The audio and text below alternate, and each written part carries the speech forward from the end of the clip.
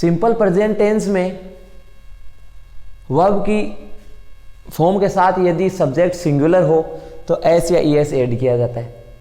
अच्छा, ये एस या ईएस सिंपल प्रेजेंट में यूज किया जाता है, वैसे ही सिंगुलर से यदि प्लूरल बनाते हैं नाउन को तो वहां पे भी एस या ईएस ऐड करके हम प्लूरल बनाते हैं। अब मेन बात यह है कि हमें एस या ईएस ऐड करना है यदि कोई नाउन आपका सिंगुलर है तो उसको प्लूरल बनाने के लिए, या सिंपल प्रेजेंट में आपकी वर्ब है वो वर्ब ऑलवेज प्लूरल होती है। सिंगुलर यदि थर्ड पर्सन सब्जेक्ट हैं तो उस वर्ब को सिंगुलर बनाने के लिए एस या ईएस ऐड किया जाता है। यानी ये नाउन का ठीक उल्टा है।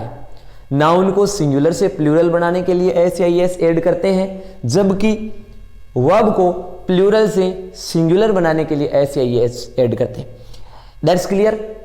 बट बात यह है कि एस या ईएस ऐड करना है, लेकिन इन दोनों में से कौन सा ऐड करें, एस ऐड करें या ईएस ऐड करें, इसके सापेक्ष हमको चीज देखनी है। तो देखो, कब तो हमें एस ऐड करना होता है और कब ईएस ऐड करना होता है। मैं आपको आज एक ऐसी चीज बताऊंगा, ऐसी टेक्निक बताऊंगा इनको ये एस या ईएस ऐड करने की। शायद आपने पहले ऐसी नहीं पढ़ी होगी।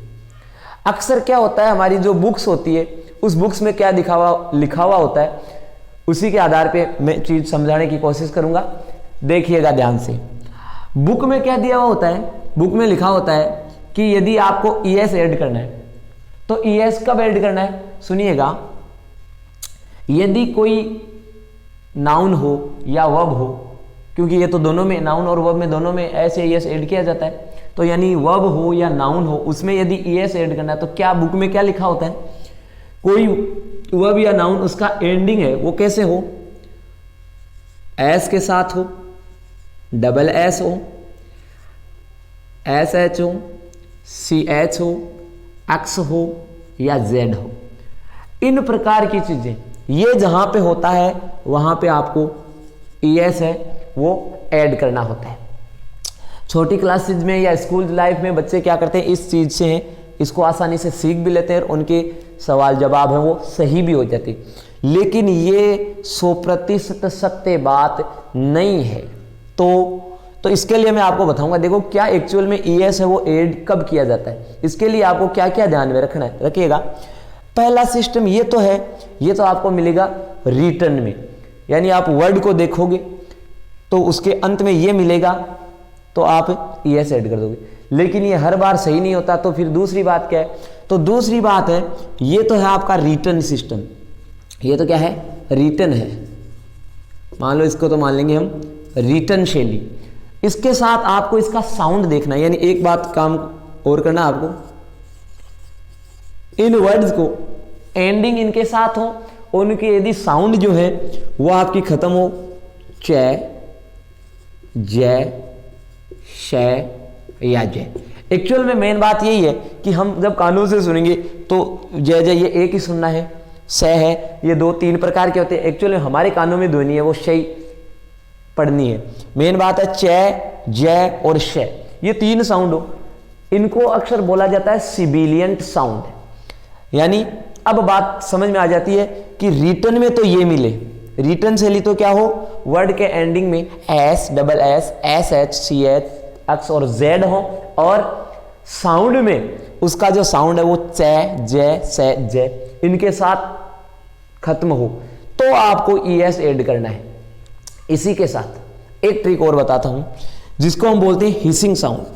यानी ये साउंड है, ये कौन से साउंड होते हैं, मैंने बताया ये सिबिलियंट साउंड होते हैं। हिसिंग साउंड क्या होता है, सुनिएगा। हिसिंग साउंड ये होता है जिसमें हिस की लंबी ध्वनि आती है। यानी किस प्रकार का साउंड, जब आप वर्ड को बोलोगे, जब वर्ड का एंड होगा तो लंबी ध्वनि आएगी। कैसी, ऐसी ध्वनि यदि आपके मुंह से निकल रही है तो वहां पे आप ईएस ऐड करना। याद रखना रिटर्न में ये होना चाहिए और साउंड के साथ ये आए या ये लंबी एयर आपके मुंह से रिलीज हो। ये बातें लागू हो तब ही ES ऐड करना है, अदरवाइज नहीं। मान लो आपका रिटन में ये नहीं है और ध्वनि इनमें आ रही है और आप ES ऐड कर दो तो गलत हो जाएगा। या मान लो आपका रिटन ये है और ध्वनि ये नहीं है तो गलत हो जाएगा। तो कहने का मतलब रिटन भी देखना है, साउंड भी देखने हैं, ये दोनों चीजें मैच कर जाती है।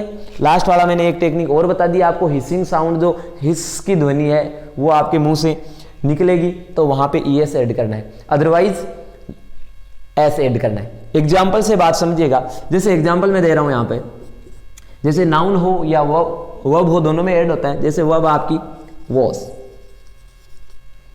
अब देखो इस वॉस जो आपका वर्ब है, इस वर्ब में देखो अंत में रिटन में SH मिला है, दैट्स क्लियर।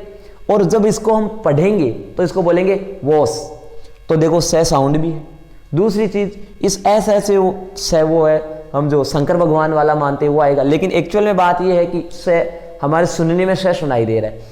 तीसरी बात भी लागू करके देखो, वॉस, जब आप से बोलोगे तो उसके साथ हिसिंग साउंड है वो मुंह से निकलेगा, वॉस निकल रही है, इसका मतलब इसमें ES ऐड होगा।